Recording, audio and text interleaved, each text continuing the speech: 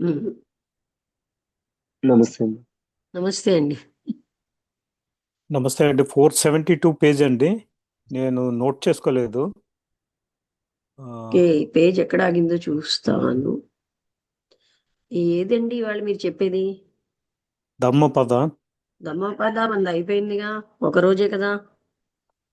2 పేజీలు ఉందండి ఆ చాప్టర్ లో కంటిన్యూషన్. అది వదిలేద్దాం, ఆ రోజుకే ధమ్మపదం. ఏమంటారు మరి? ఈ ఓల్డ్ డే రిలీజ్ వెనక్కి వెళ్ళిపోతున్నాం కదా. మళ్ళీ మళ్ళీ వెనక నుంచి చదవాల్సి వస్తుందండి. కంటిన్యూటీ మిస్ అవుతున్నాం. పర్వాలే, ఎందుకంటే ఈ అది ఆ టైంకి ఎలాగైనా మనం చదువుతాం. అంటే మళ్ళీ ఇప్పుడు అదంతా నేను తీయాలంటే తీయమంటారా? ఓకేనండి, అయితే ఓల్డ్ డే రిలీజ్ చదువుదాం అయితే. మరి అది తీయాలంటే కొంచెం ఒక మళ్ళీ ఆగాలి. ఆ, అంటే ఏం పర్వాలేదు, అది అవును, కామెంట్రీస్ అవే కదా మనం చదవాలి. ఆ. సరే, చదివేద్దాంలేండి, అయితే తీస్తాను. ఒక నిమిషం అండి, ఆఫీస్ కాల్ చేసి మళ్ళీ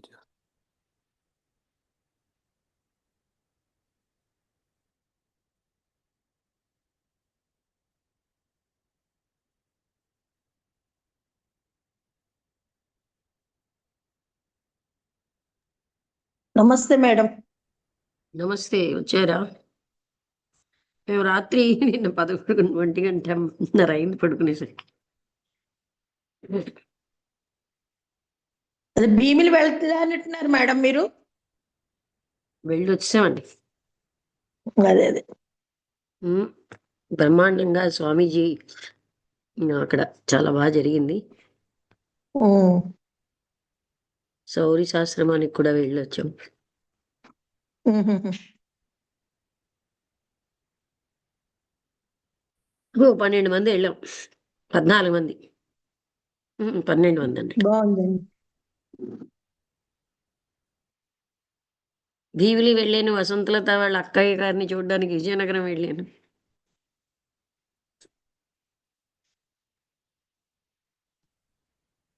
ఫోర్ 71.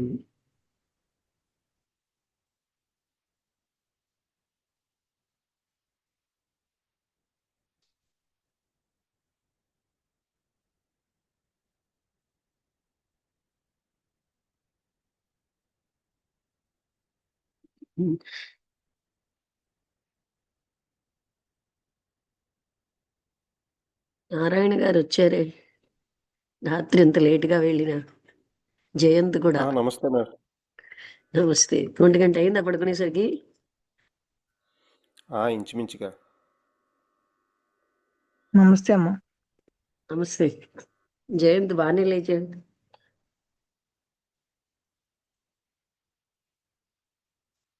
నరసింహం గారు వచ్చారా లేదా?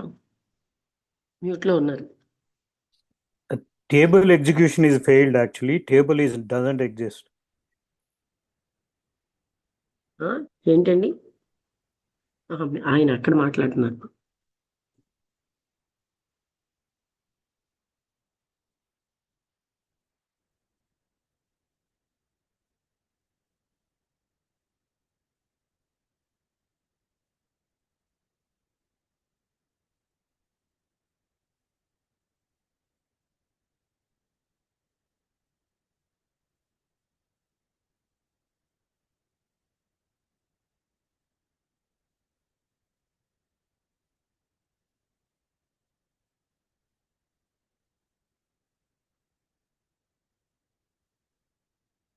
అంటే తల్లిని తండ్రిని ఆయన ఏం చేశాడంటే మోస్ట్ రివోల్టింగ్, చాలా అంటే అలాంటి పరిస్థితుల్లో అంతకు ఆయన వచ్చే లోపల చెప్తాను మళ్ళీ మనం గుర్తు చేసుకోవడానికి.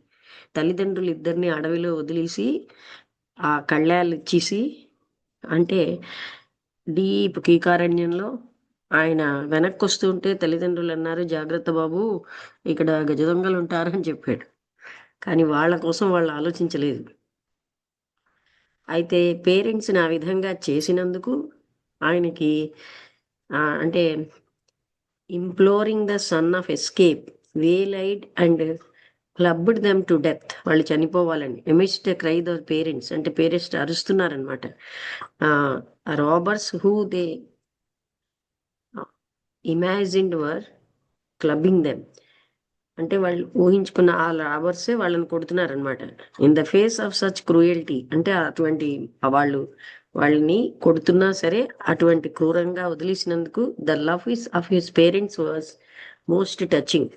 అంటే అలా ఆ రాబర్స్ ఆ తల్లిదండ్రులను ఏం చేసినా వదిలేసినా మీకు ఉంటారు జాగ్రత్త అని చెప్పినటువంటి ఆ తల్లిదండ్రుల యొక్క ప్రేమ చాలా గొప్పది. In the last life of Moggallana, ఈ మొగ్గల్లానా ఇప్పుడు ఇతనికి ఎడం భుజమే కానీ చిట్ట చివరి జన్మలో ఆయన ఏంటంటే రెలెంట్లెస్ ఫోర్స్ ఆఫ్ కర్మ యొక్క పవర్ని తప్పించుకోలేకపోయాడు. For with an arahant's parinibbana good or bad effects of karma come to an end. అర్హతకి ఏంటేమంటే మంచి చెడు కర్మలన్నీ కూడా, ఆ కర్మలన్నీ ప్రక్షాళన అవుతేనే వాళ్ళకి ఆ స్థితి వస్తుంది. అందుకని చివరి జన్మలో he was trapped twice by robbers. Robbers 2 సార్లు ఆయన్ని చుట్టుముట్టారు. అంటే రాబర్స్ వదిలేసాడు కదా తల్లిదండ్రుల్ని. మూడోసారి ఆయనకి ఏంటంటే తన యోగ దృష్టిలో చూసాడు తను తప్పించుకోలేడు ఈ కర్మని అని. అందుకని he was trapped twice by robbers but he made good his escape అయిపోయాడు. కానీ థర్డ్ అకేషన్లో ఆయన ఏంటంటే తన దివ్య దృష్టిలో తను ఇలా ఎంత ఎస్కేప్ అయినా అది వ్యర్థం అని తెలుసుకున్నాడు. He was mercilessly beaten.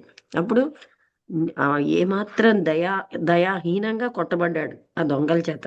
So much so that his body could be put even in a sack. ఎంత కొట్టేశారంటే ఆయన యొక్క శరీరాన్ని ఒక సంచిలో పెట్టివచ్చు, అలా కొట్టేశారు. But death must avoid his destiny. అందుకని అంటే అప్పుడు మృత్యు అన్నది వచ్చింది. It is return that in chief disciple must not only predecease the Buddha but also had to treat the Buddha before his death parinibbana and perform miraculous feats and speak verses in farewell, and the Buddha had to enumerate his virtues in return. అంటే ఇలా చెప్పబడుతుంది ఏంటంటే it is return, ఇలా రాయబడింది, chief disciple అంటే ముఖ్యమైనటువంటి శిష్యులు must not only decease the బుద్ధాని చనిపోవడానికి ముందు, బట్ అంటే బుద్ధ ముందు ఆల్సో హ్యాడ్ టు బుద్ధాని ఆయన యొక్క మృత్యువు కంటే పరానిర్వాణం అంటారు దాన్ని, ఆ ముందు ఆయన అద్భుతమైనటువంటి ఫీట్స్ చేసి ఎన్నో రకాలైనటువంటి స్తోత్రాలు అవన్నీ ఇన్ ఫేర్వెల్ అంటే అతనికి వీడ్కోలు చెప్తూ పడాలి. అండ్ బుద్ధ కూడా దానికి enumerate his virtues in return, ఆయనలో ఉన్నటువంటి సద్గుణాలని ఆయన చెప్తాడనమాట. అయితే అప్పటికి ఇంకా ఆయనకి చెడు గుణాలు ఉంటే బుద్ధ చెప్పలేడు కదా. అందుకని లాస్ట్ బర్త్లో ఆ కర్మ అంతా అనుభవించి ప్రక్షాళన అయిపోతుంది అనమాట. అనుభవిస్తే కానీ కర్మ పోదు. అందుకని తల్లిదండ్రుల్ని భార్య మాట విని అంత నిర్దాక్షిణ్యంగా ఆ దొంగల మధ్యలో వదిలేసాడు అనమాట, అంత అరణ్యంలో. He was no exception. అందుకని అతను ఎక్సెప్షన్ కాదు. అందుకని the curtain came down closing a celebrated career. అందుకని ఈ నెక్స్ట్ అంటే ఇతను ఇక్కడికి రావడానికి మొదలన అంతకు ముందు జన్మలో ఆయన దొంగల చేత అంటే ఎలా కొట్టబడ్డాడంటే శరీరం ఒక ముద్దలాగా అయ్యే వరకు కొట్టేవాడు. Not far from Rajagaha in the village Upatissa అనే విలేజ్ ఉంది, రాజగహ నుంచి చాలా దూరంలో లేదు. దానికి ఏంటంటే చదవమంటారండి లక్ష్మి గారు? మీరు ఇంకా మాట్లాడుతున్నారేమో అనుకుంటున్నాను, చదవండి. ఇది అయిపోయింది చదివాను మేము మరొకసారి. Okay. Not far from Rajagaha in the village Upatissa also known as Nalaka there lived a very intelligent youth named Sariputta, since he belonged to the leading family of the village.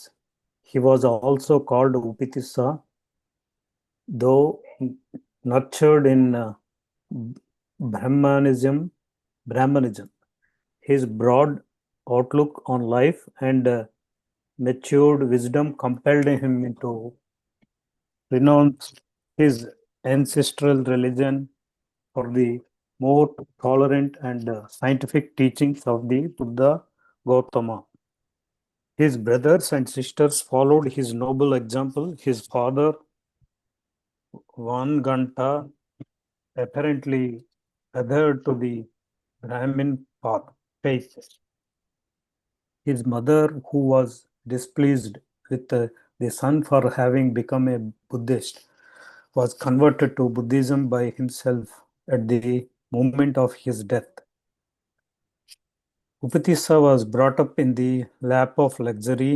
He found a very intimate friend in Kolita, also known as Moggallana, with whom he was closely associated from a remote past.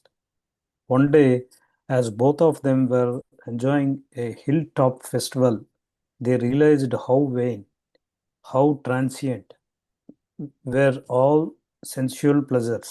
Instantly, they decided to leave the world and seek the path of release. They wandered from place to place in quest of peace. The two young seekers went at first to Sanjaya, who had a large following, and sought ordination under him. Before long, they acquired a measure knowledge, meager knowledge, మీగరనా meager, um. meager. అంటే దాని meaning ఏంటంటే చూద్దాం తర్వాత అంటే చూద్దాం. చాలా meagre అంటే less, very less. Meager knowledge which their master imparted to them, but dissatisfied with his teachings, as they could not find a remedy for that universal ailment with which humanity is assailed.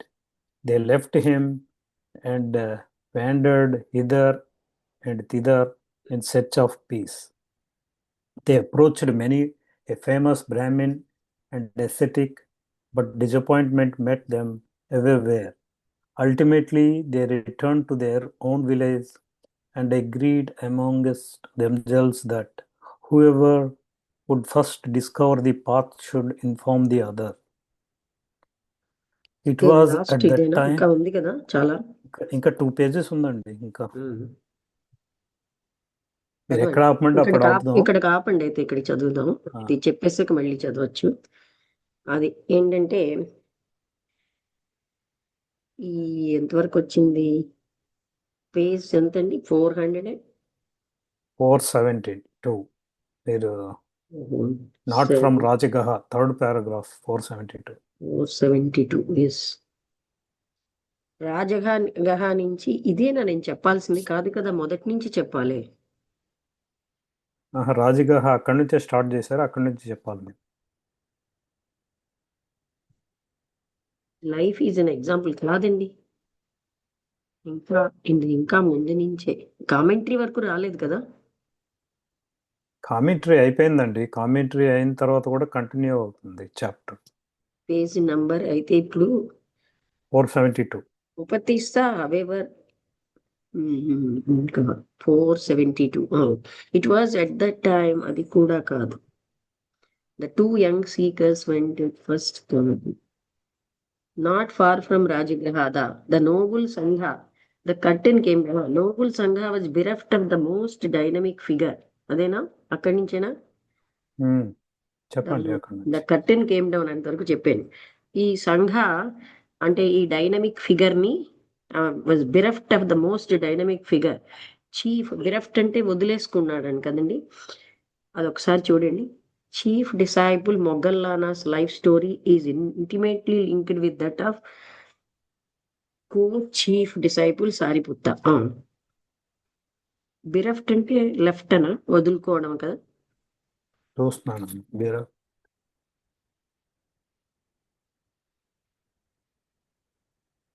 Deprived or lacking something. అది అంటే కోల్పోవడం. Dynamic figure. Chief disciple Moggallana life ఎలా ఉందంటే, మరొక disciple chief disciple Sariputta life తోటి చాలా link అయ్యి ఉంది అంటున్నారు. అంటే రాజగహ నుంచి చాలా దూరం లేకుంటే దగ్గరలోనే ఒక విలేజ్ ఉంది, దాని పేరు ఉపతిస్సా అని. దాన్నే నలక అని కూడా అంటారు. అక్కడ ఒక చాలా తెలివైనటువంటి సారిపుత్త అనే ఆయన ఉన్నాడు.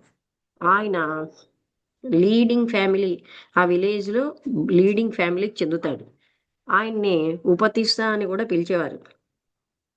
ఆయన బ్రాహ్మణిజంలో అంటే పెరిగినా సరే ఆయనకి విశాలమైన అవుట్లుక్ జీవితం మీద ఉంది. ఆయన మెచ్యూర్డ్ అంటే పరిపక్వమైనటువంటి జ్ఞానం ఇవి ఆయన ఏం చేసామంటే ఈ యాన్సెస్ట్రల్ రిలీజన్ ఆఫ్ అంటే ఎప్పటి నుంచో వచ్చినటువంటి వంశపారంపర్యంగా వచ్చిన మతాన్ని for the more tolerant and scientific teachings of the Buddha Gautama Buddha యొక్క ఈ ఎంతో సహనంతో ఉన్న సైంటిఫిక్ టీచింగ్స్ కోసం అప్పటి నుంచో వచ్చినటువంటి ఆ మతాన్ని ఆయన వదిలేసేది. హిస్ బ్రదర్స్, ఆయన యొక్క సోదరులు సోదరీమణులు కూడా ఆయన యొక్క నోబుల్ ఎగ్జాంపుల్నే వాళ్ళు ఫాలో అయ్యారు, అంటే అతన్ని అనుసరించారు. ఆయన తండ్రి వంగంట ఆయనకి ఏంటంటే మాత్రం బ్రాహ్మణిన్ ఫెయిత్కే ఆయన కట్టుబడిపోయాడు. ఆయన తల్లి ఆవిడ చాలా అంటే ఇష్టపడలేదు, ఆనందపడలేదు ఈ విధంగా కొడుకు బుద్ధిస్ట్ అవ్వడం. ఆవిడ ఏంటంటే was converted to Buddhism by himself at the moment of his death. అయితే ఆయన తనంతట తానే వాళ్ళు ఇష్టపడకపోయినా బుద్ధిజంకి మారిపోయాడు. Upatissa brought up in the lap of luxury. ఇతను ఏమిటంటే ఈ ఉపతిస్త ఎంతో భోగభాగ్యాలలో పెరిగాడు. ఆయనకి చాలా సన్నిహితమైన స్నేహితుడు కులిత అన్నవాడు ఉండేవాడు. ఆయన్ని మొగ్గల్లానా అన్న స్నేహితుడు. ఆయన క్లోజ్లీ ఈయనతోటి అంటే ఎంతో సన్నిహితమైన స్నేహితుడు అనమాట. ఎప్పటి నుంచో అంటే చాలా గతంలోంచి ఆయనకి స్నేహితుడే. ఒకరోజు ఇద్దరు కూడా వాళ్ళు ఆ కొండ దగ్గర ఒక ఫెస్టివల్ ఉంది కొండ మీద, వాళ్ళిద్దరూ కూడా అక్కడికి వెళ్ళారు. అది చూసినప్పుడు వాళ్ళకి ఏమనిపించిందంటే ఇది ఎంత వృధా, ఎంత అశాశ్వతమైనవి ఇలాంటి ఇంద్రియ సుఖాలన్నవి అని అనిపించగానే వాళ్ళు ఆ క్షణంలోనే నిర్ణయించుకున్నారు ఈ ప్రపంచాన్ని వదిలేసి ఆ రిలీజ్ అంటే ముక్తి మార్గాన్ని వెళ్ళాలి అని. అందుకని వాళ్ళు ఒక ప్లేస్ నుంచి ఇంకో ప్లేస్కి ఆ శాశ్వత శాంతిని వెతుక్కుంటూ తిరుగుతున్నారు.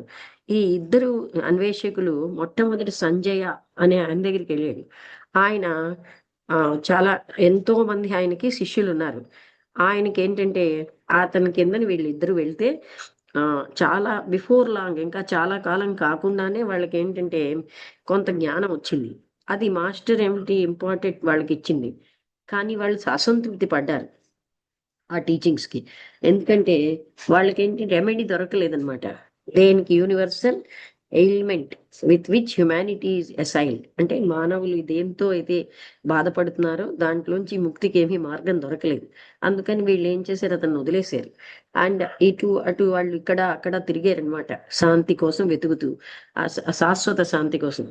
వాళ్ళు ఏంటంటే ఈ విధంగా many a famous Brahmin and ascetic, ఎంతో మంది సన్యాసులు మహాత్ములు బ్రాహ్మిన్స్ దగ్గరికి వెళ్ళారు. కానీ వాళ్ళకి నిస్పృహ వచ్చింది.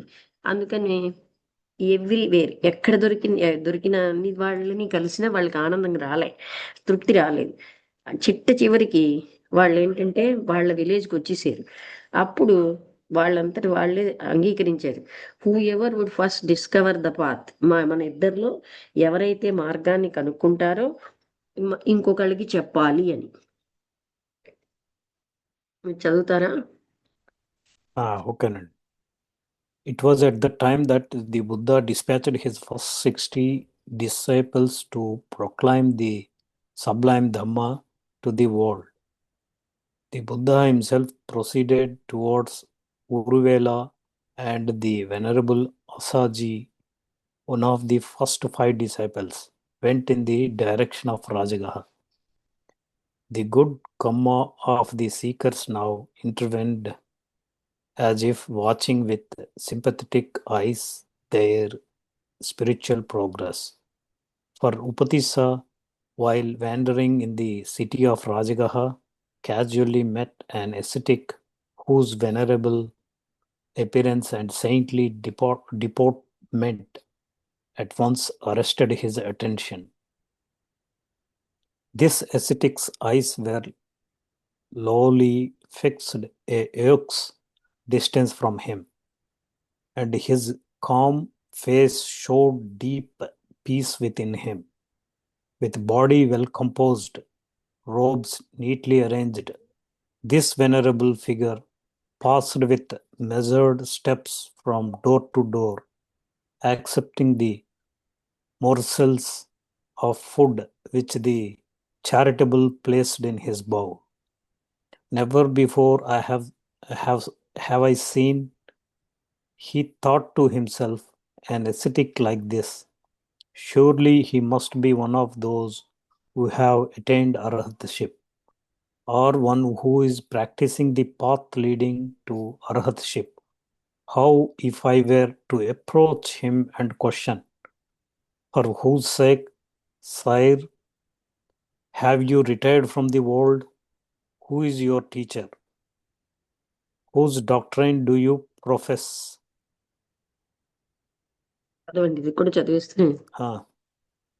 Upatissa, however, refrained from questioning him, as he thought he would thereby interfere with his silent begging to the Arhat Asaji, having obtained what little he needed, was seeking a suitable place to eat his meal. Upatissa, seeing this, gladly availed himself of the opportunity to offer him his own stool and water from his own pot. Fulfilling thus the preliminary duties of a pupil, he exchanged pleasant greetings with him and reverently inquired, Venerable, calm and serene are your organs of sense. Clean and clear is the hue of your skin. For whose sake have you retired from the world? Who is your teacher? Whose doctrine do you profess? The unassuming Arhat Asaji modestly replied, as is the characteristic of all great men, I am still young in the Sangha. Brother, I am not able to expound the Dhamma to you at length. I am Upatissa Venerable. Say much or little according to your ability, and it is left to me to understand it in 100 or 1,000 ways. Say little or much, Upatissa continued. Tell me just the substance. The substance only do I require. A mere jumble of words is of no avail. The Venerable Asaji spoke a 4-line stanza, thus skillfully summing up the profound philosophy of the Master on the truth of the law of cause and effect, of things that proceed from a cause, their cause the Buddha has told, and also their cessation. Thus teaches the great ascetic. ఇది last page అండి, continue చేయమంటారా? చేసిండదు. Upatissa was sufficiently enlightened to comprehend such a lofty teaching succinctly expressed. He was only in need of a slight indication to discover the truth. So well did the Venerable Asaji guided him on his upward path that immediately on hearing the first 2 lines, he attained the first stage of sainthood, Sotapatti. The new convert Upatissa must have been, no doubt, destitute of words to thank to his heart's content his venerable teacher for introducing him to the sublime teachings of the Buddha. He expressed his deep indebtedness for his brilliant exposition of the truth, and obtaining from him the necessary particulars with regard to the Master, took his leave.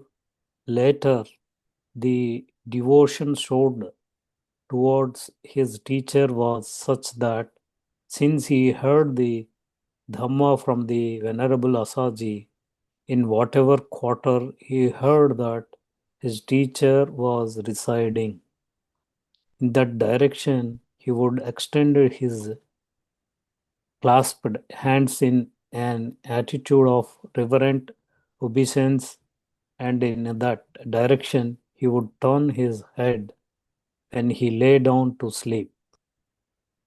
Now, in accordance with the agreement, he returned to his companion Kolita to convey the joyful tidings. Kolita, who was as elated as his friend, also attained the first stage of sainthood on hearing the whole stanza. Overwhelmed with joy at their successful search after peace, as in duty bound, they went to meet their teacher Sanjaya with the object of converting him to the new doctrine.